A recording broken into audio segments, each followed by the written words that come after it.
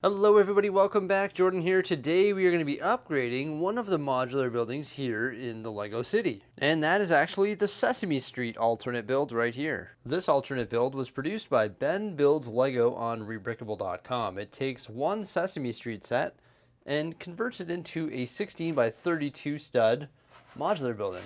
It's pretty cute, isn't it? It's got some interior details and we really like it. It's been in the LEGO City for quite some time. But we're going to be upgrading it today by using a second Sesame Street set. So we're going to part out both of these sets and build a new corner modular building that's actually an entire base plate. Let's take a quick look at this one here. There's the back side. On the top floor we got Bert and Ernie's bedroom, and you can actually access it by just pulling away this wall here, which is pretty neat. There we go. All sorts of cool details, obviously most of which were from the original set.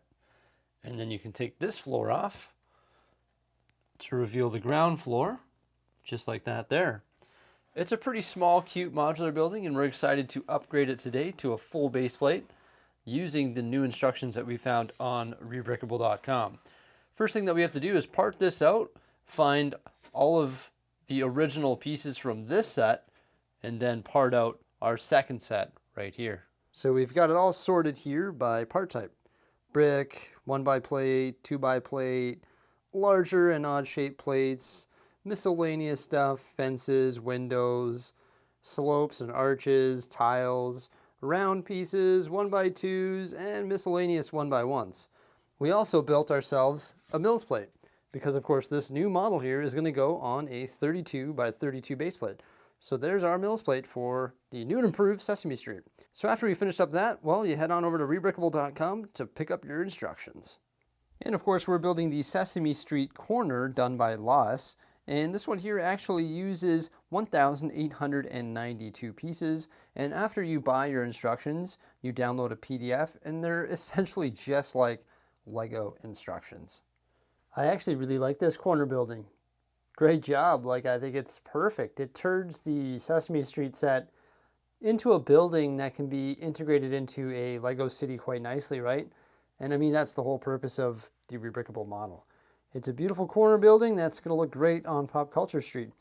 So, I mean, the original set is good. Obviously, it comes with some great figures, but I just think it's flawed because it's not, Lego City compatible. It needs some work to try and finish it off because Hooper's is like facing the wrong direction. And I think this set here takes two sets and uses the parts in an efficient way to create a really good looking building. So of course we've got our front entrance right here and the stairs leading into it. A lot of the design elements come directly from the original Lego Idea sets. We've got our green windows framed by the nougat pieces, and of course the building is tan. Now I did like the original rebrickable model that we had there. However, the designer was very limited in what they could do because they were only using one set. So there's lots of part constraints. So I mean, although it was a good building, it was very colorful in some areas, which really wasn't eye appealing or appealing to the eye. And also it was rather small. So this one I think is just a better size. They've got the roof right here of Hooper's, a couple arched windows there, and then Hooper's itself right here. I like the different sticker elements on the exterior, also this ladder, and then we have the Hooper's sign. It's right there, and also right here popping off the building as well. Good use of all the sticker elements and stuff like that, and also lots of nice flowers and details all around the building. So yeah, that looks good. I mean, it's got some colorful sides and stuff like that, but that's going to be pressed up against other buildings, so I'm not overly worried about that. And then around back here, you can see there's more windows. Once again, green windows framed using the nougat, and it's all tan. So I mean, there's enough pieces in the two sets to make a nice consistent colored building, which is good. And then we have our tree back here and a nice street lamp there. There's the Cookie Monster and also Elmo hanging out. Got a teddy bear right back here in the crate, and then this nice tree and the back door as well. So there's a fully detailed interior, which I really like, and we did make some modifications to it in the exterior and also in the interior. In particular, we changed the roof color right here. This used to be like green and had like a gray border. We changed it all to dark gray just to get rid of the green plate. And then there's lots of original design here, such as the chimney there and also the bird cage as well. But you could probably add some more detail to the roof if you wanted to, add some more parts from your own inventory. Let's crack it open and take a look at some of the interior details. It actually sort of does come apart in a weird way. You can see this whole wall is missing right here when you pull this chunk off, and that wall is right there on the roof of Hooper's.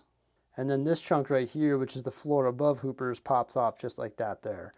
And lots of good interior details in Hooper's, and we actually tiled the entire floor there, so we did a checker of white and black. You've got a table in there, a chair, some nice details on the shelf, and a print piece mounted to the wall there, and then just a register. So nothing too crazy going on in the interior there, but I like how it has street access, and I like how it's part of the larger building. When you come in the front door here, you can see there's the 123 Sesame Street there, which is a really cool 1x2 brick with a print. You've got some sticker details and those red floor panels there. I believe that's an alarm.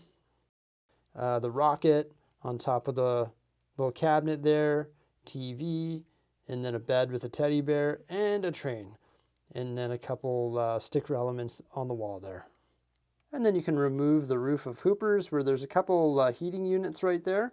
And this is where the bathtub is right up here. Sort of isolated from the rest, which is good. And then we've got another print piece right there on a 2x3 tile. Same sort of bathtub detail from the original. And then there's another 2x3 piece right there as well. Now you do have to add a number of pieces, such as this staircase here. And then most of the other added pieces are tiles for the exterior. The design calls for gray tiles, dark gray, but we've actually decided to change all of ours to light gray 2x2 because we're going to be making that change to our entire LEGO city rather than having a combination of dark gray and light gray. We're going to have all light gray, so we decided to run with that. It's been so long since I've had the original, but I think this is a similar design. This roof is actually inset, and it just sort of hangs out on top just like that there.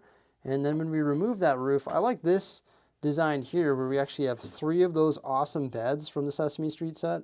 So you get 3 of them now. So that's good. That makes a nice bedroom here. And then we've got some stuff mounted to the wall there, along with that circular sticker piece there. And then just some other details, including this really nice armchair right there, and then some more sticker and print pieces mounted to the wall as well, including a little cabinet right over here. So overall, I think this is a great alternate build. I just think that this is a bit strange, like a bit untraditional. Like that wall is just like right there. So when you line this up, it's sort of a bit odd and looks odd when it's deconstructed. So that's my only sort of negative thing about it. But I mean, it goes together pretty easily. And then of course you can slide your roof right on top there, just sort of insert it in spot, and then it sits freely just like that there. So that whole like interior wall thing was sort of weird, but overall, I mean, the building looks solid. We've got some solid walls, some consistent coloring. Obviously the designer worked with a lot of the designs from the original set because there's a lot of good stuff happening in this set. I just think that it needed to be improved, both from the original design and from the original rebrickable model that we did. So there we have the new and improved 123 Sesame Street set, which is now a corner modular building that can be integrated into a LEGO city.